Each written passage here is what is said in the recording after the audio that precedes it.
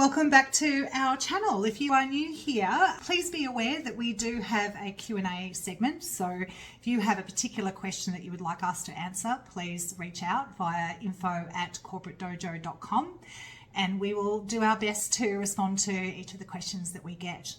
Today's question is a really straightforward, simple one, but I'm responding to it because I'm absolutely passionate about it. The question was quite simply, how do I hire the right people? If, again, you're not aware and you haven't visited our website, please know that we do have a whole e-learning series on hiring great people. Everything from how to design the job well to how to assess character traits, how to assess people's capabilities and their potential, etc. So go check that out if you do want a bit more structured learning around hiring great people. What I'm going to do today, though, is just share the things that I think make the biggest difference. Because as I said, I'm especially passionate about recruitment, and the reason is that in my mind, recruitment's the backbone of your people strategy. You know, if you're getting that part wrong, then everything gets hard from there. If you fundamentally don't have the right people in the right jobs, then your job as a leader is clearly far more complex. So there's a couple of key things that I want you to take away from today's video. As a starting point, if you want to get your recruitment process right, you need to be strategic about it. So what do I mean by that?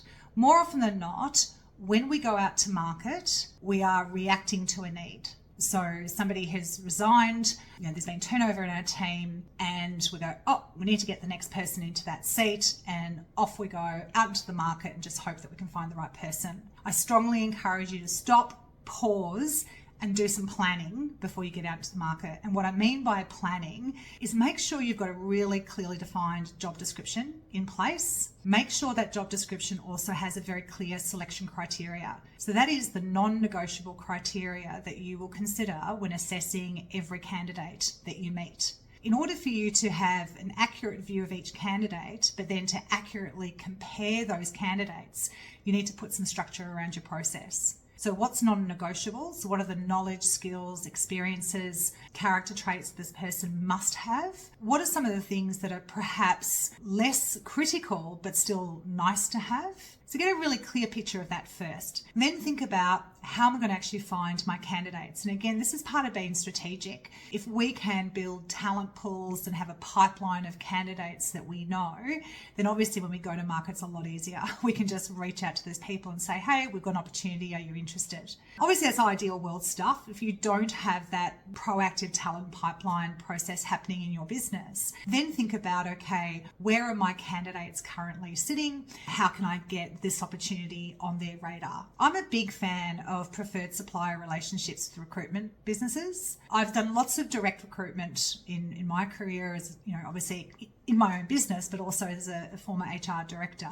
But I will often also use the right recruitment consultants to help me to go find the right people. Now, again, go check out our e-learning course to understand more about this. But I do believe that if you work in genuine partnership with those people, you're more likely to get a quality outcome and real value from the fees that you pay them. So once we've found some candidates, then it's all about the process you're going to put those candidates through. And let's make sure, again, that you are consistent but also planned. So make sure you've thought about, what do I want to get out of each step in my hiring process? Your process might include doing some phone screening. It might include some face-to-face interviewing. If you're a business that still hires people after interviewing them once, strongly encourage you to challenge that thinking. That extra one more interview, spending time with someone, can make a massive difference to the insights you see. Again, I could point to endless examples of loving a candidate in the first round and then the red flags really presenting themselves in the second round interview. So again, think about how many rounds of interview, who's going to be in the panel, and then critically, what questions are we going to ask? What are we trying to understand? What questions can we ask that help us to understand those things? Then make sure that you're thinking about your process beyond just those two steps. So are you going to be doing reference checking? Are you going to be doing abilities testing or psychometric testing? Personality profiling, etc. Do you want to include an assessment task? So that's quite a common thing. For example, if I'm working with an organisation to hire a senior executive as an example, to be clear, we are not recruiters, but we often act as advisors in the space, particularly around senior appointments. And that assessment task can be a great way of actually seeing that candidate in action. So it might be, here's a scenario, come back and present your strategy of dealing with that particular challenge, or here's our key priorities as a business for the next 12 months. Talk to us about how you would tackle those. How would you ensure that those things are achieved? Whatever it might be, a practical exercise to help you to observe how this candidate thinks, how they present, how they go about completing the task, depending on what it is. My number one piece of advice is make sure that character counts in your decision making.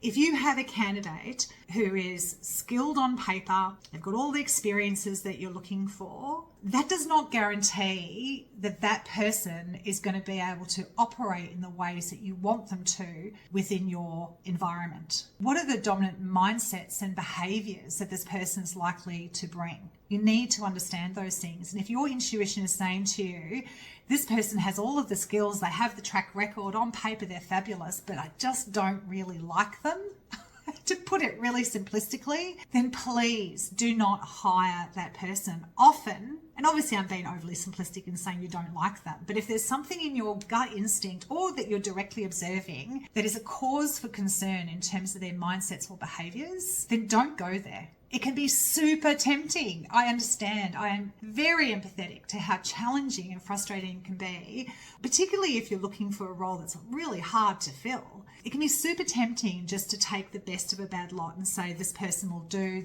or to kid yourself and say, oh, they'll be okay. If you run the gauntlet and you decide to bring someone into your business you're not quite sure of, then make sure that you're using the probationary period well.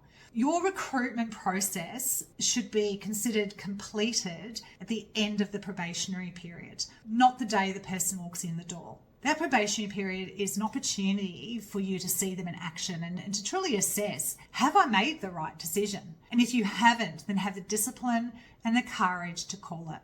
Now, be fair, right? We always need to have integrity and kindness in the way in which we lead, but also have strength. So what I mean by that is give the new employee the opportunity to understand that they're off track or they're not quite delivering what you need. You might find that when you do give a bit of that coaching feedback to a newbie, that they shift their approach and they ultimately are able to be who you need them to be in terms of their approach. So, let's not just immediately give up on someone. Let's still do the right thing, give them the opportunity. But if, we get to a period in that probationary period where you're just not seeing the evidence that your decision was a good one, then call it and go back to market. Otherwise, you will regret it. I've never seen a scenario where someone is behaving badly in probation and then has turned out to be a shining star of an employee. It's just not going to happen. Again, to sum all of this up, be planned, be strategic, be deliberate, manage a thorough process, and place greater weight on the person's character, who they are as a human being, than the list of skills that they claim to be able to bring to the role. As I said, we have lots of information on this one. I've written about this hundreds of times. We've got our e-learning program, series of programs, should I say.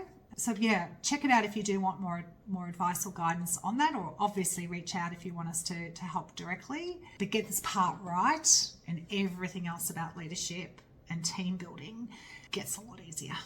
Thanks for joining, and don't forget that if you do have a question you want answered, then reach out, info@corporatedojo.com, and we will put that together in a later video.